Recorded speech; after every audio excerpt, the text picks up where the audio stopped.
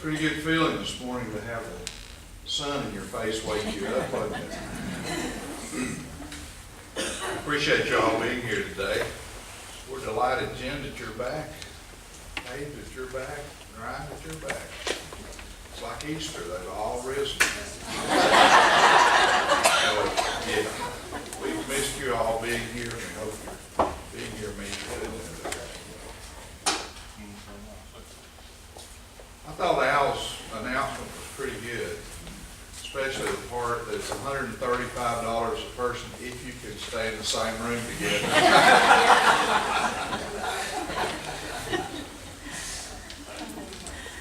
Boyd, I've been around Charles too much.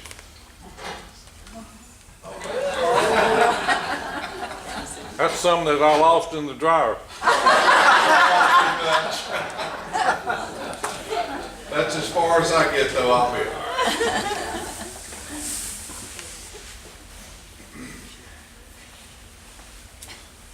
I saw Estelle last Saturday. She really was feeling badly. So remembering her in prayers and sending her a card or something would be a very nice thing. Thank Al for that. When you have a chance, go and look at the second chapter of the book of Acts. And the second chapter of the book of Acts comes after the ascension of Jesus, and the disciples are kind of trying to figure out what they're supposed to do next. And the Bible says that they'd come together for a common meal, which was their practice, and they were in a room together. And all of a sudden there were tongues of flames that were all over the place, and before you know it, there are what the Bible calls unknown tongues making noises. We call that the event of Pentecost. We remember that. And the 12th and 13th verse says this: and all were amazed and perplexed. That'll be important in a little while. All were amazed and perplexed, saying to one another, what does this mean? What does this mean? And others mockingly said, they are filled with new wine. They're drunk. I heard an old Baptist preacher say when I was a kid, of course they were filled with new wine. It was that new wine of Jesus that blew apart old wineskins. I always thought that was a pretty good answer. But there those moments are put out before us, and the question becomes, what does it mean? What do these strange, unusual occurrences mean? I believe it would be impossible for us not to ask that question. I also think it would be impossible for us to be able to absolutely validate any conclusion that we came to. There was a difference of opinion in that room. They were amazed and perplexed. That's the first little context for this Sunday school lesson. Second little context is the word synchronize. I'm sure you've been using that word many times already today, but that's a familiar word to us. It comes from the ancient Greek, and in the ancient Greek, the word synchronize means at the same time. When I think about that word, I think about those old war movies that we watched when we were kids. And in almost any one of those old war movies, there would be a raid, or there would be a mission, or there would be something that was a big deal that was kind of secretive and all that. And they wanted to make sure that everybody was on the same page at the same time. And so what did they do with their watches? They synchronized their watches. And so that's a word, at least, before we got these modern watches that'll talk to us and give us all the other information that we would have been familiar with. I'll bet some of you have had someone you were going to meet somewhere in a city or wherever, and you synchronized your watches. And so at the same time. And so it's kind of interesting sometimes when events occur at the same time, when realities occur seeming to mesh up and connect with each other. Sometimes some of the most interesting little experiences that we can have are when events occur in an unusual way and they're connected with each other. Now I want to give you three options for thinking about that when events occur in unusual connection with each other. The first option is what I would call a pure coincidence. A pure coincidence. And so yesterday morning I'd been to watch Charlie and Bradford play basketball. And I was on my way home. And you know that route because you've driven it 1,000 times yourself. I came off of Lookout Mountain, came along 127, was careful through all the construction that they were doing, turned off at Signal Mountain Boulevard, and all of a sudden I was behind a couple of fire trucks and an ambulance and some police cars and a hazmat unit. I thought, good Lord, I hope they're not heading for my house. And I followed them like I know you've done that in the past. And I followed them straight out the road for about a half a mile, and there on the right is the Subway sandwich place where we've all stopped. Flat as a pancake because of the landslide that occurred there yesterday. There is no Subway sandwich shop there that you can call on today. Now, I think that was a pure coincidence. I think that if you look at the causal connections that are there, that we can all understand, there was an awfully lot of rain. Some of us that have lived there before can remember a few years ago a similar kind of landslide that almost pushed Shuford out to the middle of the road. And so I think that was a purely causal connection that could be easily understood by any of us. And I think that the reason that I was in the middle of that for a few moments was a pure coincidence. I don't think that meant anything. On the other hand, I'm not sure. Because you see, I've been working all week on this Sunday school lesson, and I didn't have a beginning yet. And so the minute that I got halfway up the mountain, I thought, there's my beginning. I can talk about the coincidence of being at the Subway shop as it came down and the fire trucks arrived. I don't know. Maybe God meant for me to be there in that moment, to give me a beginning for the Sunday school lesson.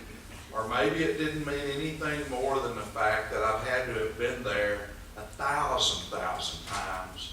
And the odds might be greater that if something happened along that way, that you would see it. A pure coincidence. I'll give you a second example of a pure coincidence. Several years ago, Phyllis and I went to Paris. And I had about 18 million Marriott points. And Ritz-Carlton was a Marriott brand at that time. And so, buddy, we paraded ourselves right into the middle of the Ritz-Carlton on the Place Vendôme. One of the fanciest, neatest, nicest historical hotels probably in the world. And there we went in. We checked in and we got our room key and we got on the elevator and we went up to the floor where we were going to stay. And when we got off of the elevator, as the door opened across the hallway from us, we saw another couple who were frantically fumbling with the key to their door, and then as the door opened, looking back over their shoulders to see who was getting off of the elevator. And then that couple had a look on their face like a kid with their hand caught in the cookie jar. You see, at that Ritz-Carlton in Paris, Phyllis and I belonged together. We'd come all the way from Chattanooga, but we belonged together. Those two people had come all the way from Chattanooga too, but in the most official way, they didn't belong together. And so we were very nice in that awfully awkward moment because we'd known them both for years on end. And then a couple of nights later, we had gone and made reservations at this wonderful French restaurant. And we walked in all dressed up for a French restaurant evening, and we were taken to our seats. And Seats next to us were empty, and you know where this story is going. In a moment, the waiter came in and seated this couple that didn't belong together. I think that was a pure coincidence. I don't think that meant anything. I don't think God put us there to be ambassadors of guilt for this poor couple. I almost felt sorry for them. But 2 weeks after we got back to Chattanooga, the guy called me up and said, "Oh, Steve, I hope you won't tell anyone." I assured him that I wouldn't. I think that was a pure coincidence. I resist that there are no such things as coincidences, or that coincidences are God's way of remaining anonymous. I resist that. Those explanations come too easy for me and tend to leave me mostly unconvinced. I may wish that life was that way, but wishing can create a lens through which life is experienced that's not necessarily accurate, can be misleading, and can bring us to conclusions that are not accurate. So I believe that there are pure coincidences.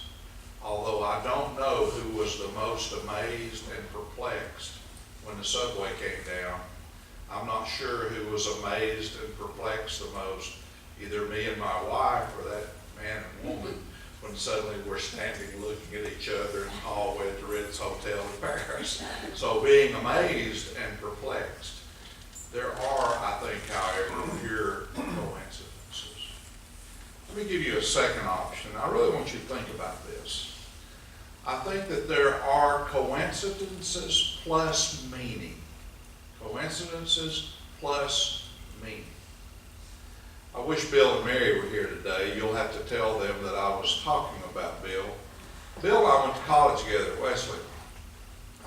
I was a senior when Bill was a freshman. And so I never made Bill's acquaintance. I did not know Bill at Tennessee Western. When we moved to Chattanooga and the Kilbrides moved to Chattanooga and we both attended this church and sometimes our kids were doing things together, obviously we became acquainted with Bill and Mary Kilbride and their family. But I don't think we ever raised that up to the level of what I would call friendship. We would talk sometimes about common things about Wesley, and at one time we served on a board together.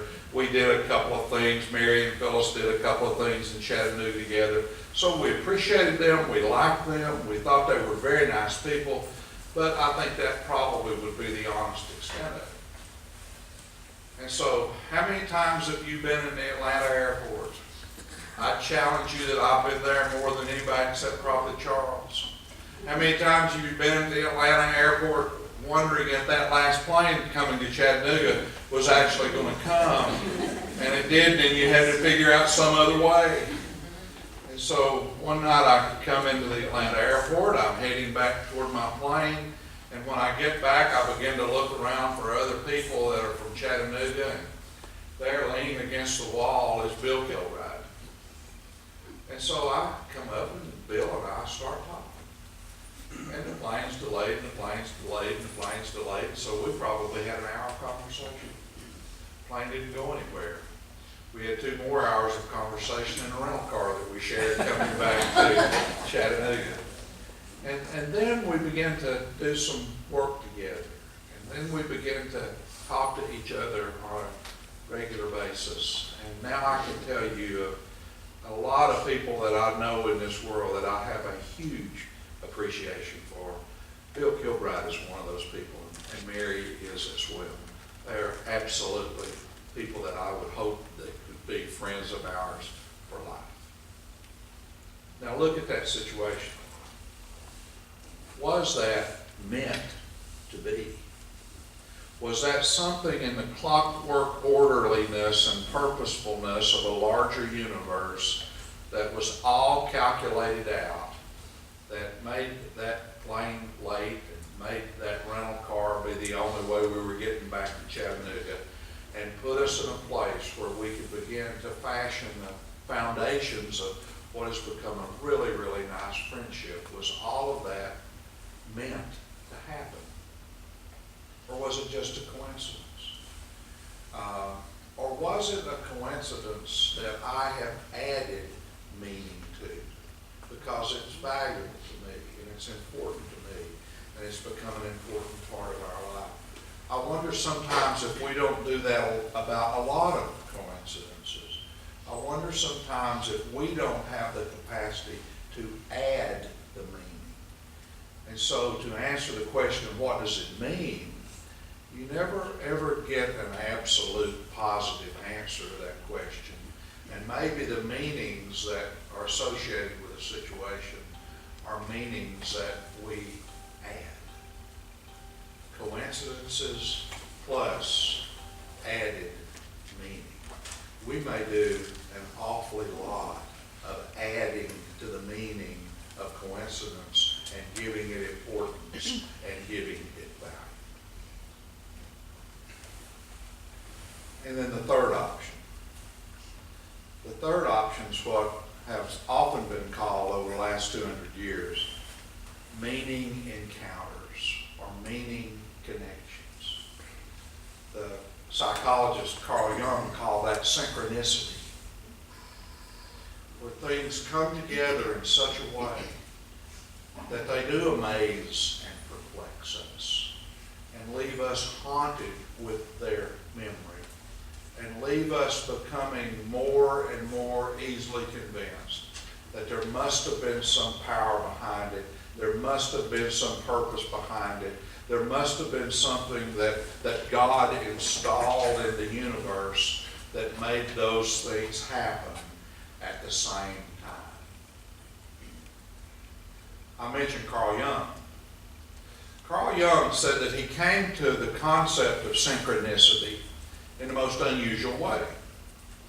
He said that he had a woman who had come in for counseling, and that happened every day of his life, and she may have been the 10th person in the room on that day. The big problem in that woman's life was that there was a man in her life, and she did not know whether that man ought to be important or whether that man ought to be of some special kind of significance. And so Jung says that in that kind of post-Freud period of time that he liked to talk to people about their dreams. And so Jung said, as the woman talked about the problem with the man, what kind of dreams have you had lately? And the woman said, well, now that you mention it, over the last 2 or 3 nights, I've had a recurring dream that man has been in. And in the dreams, he has been giving me a greenish gold scarab piece of jewelry that I can wear around my neck. It's about 2 inches long. In the sun, the greenish gold just gleams. It looks like a piece of jewelry that would have been crafted in Egypt. I can see that piece of jewelry, she said, in my mind as clear as day. A greenish gold scarab piece of jewelry. And Jung said he was listening, and he was listening as closely as he could, but he was being distracted because there was something that was scratching and pecking at the window right behind his head where he sat on the couch. And Jung says finally he had to turn around and look, and when he turned around and looked behind him, there was a 2-inch long green and gold scarab beetle that was scratching on the window trying to get in. And Carl Jung said that that moment, that event, that connection haunted him for the rest of his life. He could not resist or get beyond asking, what does this mean? And so he begins to talk about moments of synchronicity where there is a meaning encounter that you never are ever able to forget. Now, I'm amazed and perplexed by that because I don't know what that means. People have all kinds of dreams. Of course we do. There are all kind of bugs flying around. That a bug would show up in a particular place doesn't seem so unusual, but doesn't it seem unusual that she's dreaming about a 2-inch piece of jewelry and then there on the windowsill is a scarab beetle? Synchronicity. There's another Frenchman, a man by the name of Emile Deschamps, and he also believed in synchronicity. And so Deschamps says that early in his life, in his 20s, that he was on a train trip across Western Europe and on into Asia. And the train at that particular time took a number of days to go from one place to wherever they were going in Russia, Leningrad, or wherever. And so along the way, you met people and were seated at dinner with people and so on. We've all done that. And so he said one night, totally by accident, that he was seated at a table with another man from Paris. And as they began to talk about the city where they both lived, and as they had dessert served that was not real good, the man started talking about a special kind of pudding that was made with truffles that was served only at one restaurant in Paris. And they talked about that for 10 minutes. They never saw each other again on the train. They made their way on their trip, and years passed. One night, Deschamps says, I recall that truffle pudding. And I decided that I was going to find that restaurant. And I just got hungry for that truffle pudding that that man had described years before. And he said, he walked into the restaurant, sat down at the table, made his order for the truffle pudding, only to be told by the waitress that they had given out their last piece of that pudding to the man sitting right behind him. And the man sitting right behind him was the man from the train years before. And the story doesn't stop. Several years later, Deschamps has taken a friend to the restaurant. And they have had a wonderful meal, and they have taken the order for the truffle pudding. And while they're sitting there eating the truffle pudding, the man from the train and from the restaurant walks in the door. Now I'm amazed and perplexed by that. Young would call that synchronicity. Young would say that's not a causal connection like the rain bringing the hillside down on the subway. That's an acausal, a non-causal connection in which something is happening that is mysterious and amazing and perplexing to the nth degree. And we cannot help asking, what does that mean? Maybe it means that somewhere in the order of the universe that event taking place and that series of events coming to being were all kind of meant to be and just unwound in the way that I've just described. Or maybe it didn't mean anything at all. Maybe the guy in the French restaurant that talked about the truffle pudding, maybe he came there and ate pudding every night of his life, and there was a chance that somehow he would be encountered. I don't know what it means. So pure coincidences. Coincidences that we add meaning to, that become valuable to us. And meaning encounters that are so amazing and so perplexing that we probably never would be able to get them out of our heads. What if we turn to the Bible? Look, for example, at the walls of Jericho. I think it's possible for us to talk about the walls of Jericho coming down as being part of the plan of God for the children of Israel to move into the Holy Land. because of the great destruction that occurred at Jericho, maybe they didn't have to fight as many battles along the rest of the way. But I've heard learning people in seminaries stand up and say that when they blew all of those horns, that created a kind of audible tremble in those walls, and the walls fell down. Didn't have anything to do with God, just had to do with blowing horns and the sounds they made. I've heard learned people say that when they marched around those walls again and again and again and again, that the people inside, it finally got their attention. And when all of them crawled up on one side of the wall, it was just too much for the wall to take and it fell down. Now what's the absolute truth there? I don't know. Was that a pure coincidence? Was that a pure coincidence that we have added meaning to across the years? Or was that a synchronistic meaning connection that is so amazing and perplexing that we probably will never understand it any better than the people up on the wall? Or maybe even the Israelites that saw the wall coming down. I was always amazed by that story of Gideon when he's trying to understand what to do with his army and his life. Remember the story? And Gideon takes a piece of fleece and he takes it out and lays it on the ground. And in the morning when he gets up, there's dew and wetness everywhere and the fleece is dry. Remember that?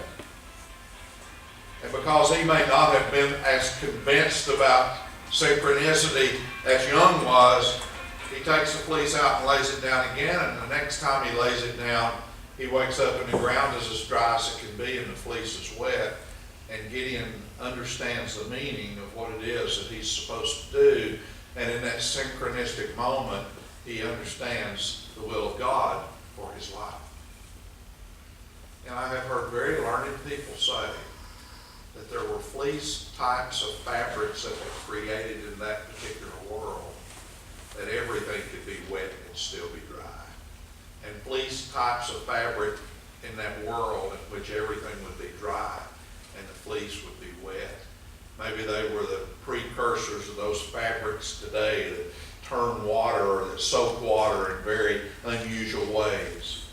I don't know. I've heard people say about that burning bush that Moses turned around to see and it changed his life, that was some kind of a gas well that had blown out in the desert and had shown fire for who knows how long.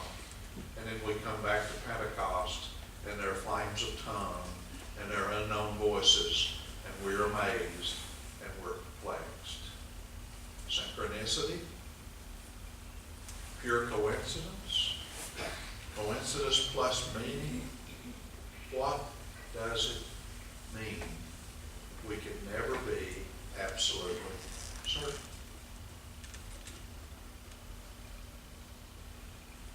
But there is one thing that I do know for certain. Glad to hear that? There's one thing I do know for certain. The experiences of meaning are important to us. And it is important for us to be people who search for meaning. And sometimes the more complex or not capable of being easily explained and understood a situation is, the more we'll be propelled in our search for meaning. I think what we do sometimes is we give up on that search too early and draw too quickly of a conclusion and remove ourselves from amazement and perplexity. But if we can stay in amazement and perplexity and not draw too quick of conclusions, then maybe we are reminded of the depth of life that's there and the depth of us in our experiences that are there. I think to be amazed, to be perplexed, to not really be able to know what something means, puts us in a place where we can search for meaning and we can understand exactly how deep life can be and exactly how mysterious life can be. And maybe the better we get at depth, the better we get at being sensitive to ourselves and others around us. Maybe the more experience that we have with perplexity and amazement, the more that we might allow our lives to become set up in a way for better understanding God. I think we need moments of meaning, connection, and synchronicity, not so we can quickly come up with an explanation, but so we can be reminded that logic and rationality does not exhaust the world that we live in. And for a lot of us to be reminded that we are not so good at knowing it all that we might like to think that we are. And so I think that it is good for us to be amazed and perplexed and ask, what does this mean? Because I think that tracks us to a different dimension of life. I don't think it's good for us to come so quickly to explanations. I don't think it's good for us so quickly to make up our minds. I don't think it's good for us to say, well, I know what is right and expect other people do. I think sometimes it's better for us to simply become lost in the experience of perplexity and amazement and wondering, what does this mean? Because I promise you that God is bigger than any of our explanations, and God is bigger than anything that we can figure out what it's supposed to mean in 5 minutes. And then there's a conclusion. There's an even more significant reason why amazement and perplexity and being lost in lack of meaning and lack of explanation is important. I thought a lot about this. Viktor Frankl was a victim of the Nazis. Viktor Frankl was confined to a concentration camp for a good part of the kind of early mid part of his life. And when he was finally liberated and Viktor Frankl became one of the great thinkers of the 20th century, he certainly wrote about his experiences in the concentration camps. And Frankl talked about how the concentration camps were hard, no doubt. And he talked about how after a while of that hardness of those camps, that a lot of people became apathetic. That a lot of people quit resisting. That a lot of people quit trying. That a lot of people were finally worn down to the place where they gave up. That a lot of the people even tried to curry favor with their Nazi killers. That a lot of people became depersonalized and dehumanized to where they lost total sight of who they were. The ultimate victims of the concentration camp, even before they may have been put to death. But Frankl said there were a few who in the midst of that horrible moment and in the midst of what no human being could really understand, who kept searching for meaning, who kept asking, what does this mean? Who kept being amazed and kept being perplexed. But they held on to their search for trying to dig at life a little deeper and understand a little more, and tried to not just give up or offer some petty, short-sighted explanation that probably didn't in the end make sense for anything. And so Frankl said, the people that I saw that did survive, or at least the people that stood a chance of surviving, were the people who didn't come to quick conclusions and give up, who didn't come to quick explanations and give up, but were the people who kept asking, what does this mean? What does this mean? What does this mean? Knowing that absolute meanings would probably never occur.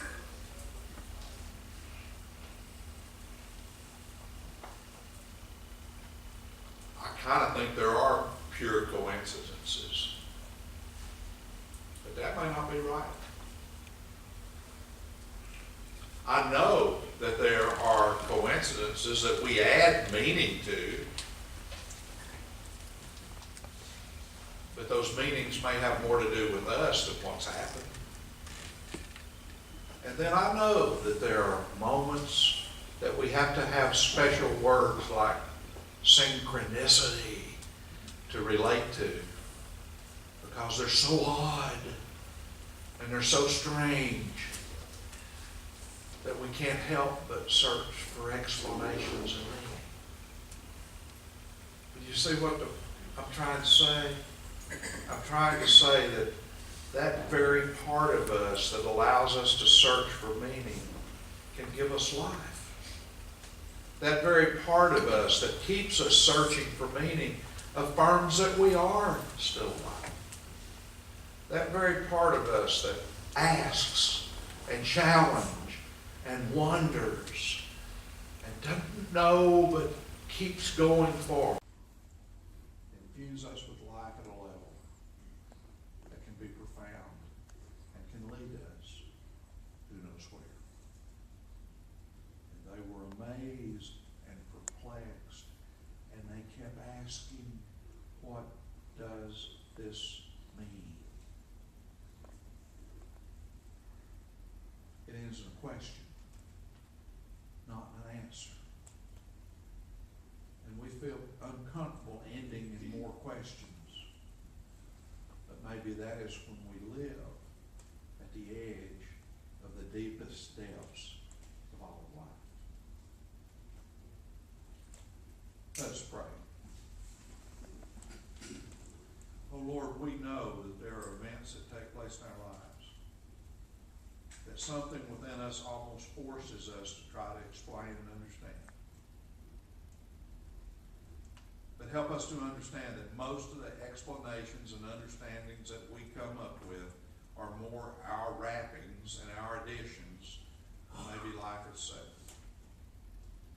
So help us when we are haunted by coincidence or even synchronicity, that we might simply stand in the midst of that and let our questions kind of flow by us, and know that when we are encompassed about by mystery and question and answers that don't come easily, that we don't force to come easily, that we're encountering life at the kind of depth where we may also be able to encounter you. For we ask in your holy name. Amen. Okay. Thank you all for coming today. I'm glad that we showed up in the same place at the same time.